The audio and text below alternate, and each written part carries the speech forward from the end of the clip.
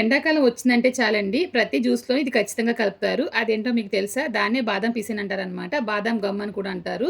ఇది తెలుగులో ఏమంటారనేది మర్చిపోకుండా నాకు కామెంట్‌లో చెప్పండి. ఇప్పుడు ఇది ఎందుకు తీసుకొచ్చాను, దీని గురించి ఏం చెప్పబోతున్నానంటే, బాదం పిసిన్ వచ్చేసి ప్రతి జ్యూస్‌లోనూ కలుపుతారని చెప్పాను కదా! ఇదేంటంటే ఒంటికి మంచి చలువ చేస్తుందనమాట. అయితే దీన్ని నైట్ నానబెట్టి ఉదయాన్నే చూసామంటే గనుక జెల్లీ కింద ఉంటుందనమాట. అంతసేపు అవసరం లేకుండా వెంటనే ఏ విధంగా తయారు చేయాలని చెప్పేసి ఈ వీడియోలో చూపించబోతున్నానండి. దానికోసం ఏంటంటే కొంచెంగా బాదం పీస్‌ని మిక్సీ జార్‌లో వేసి ఈ విధంగా పౌడర్ చేయాలి.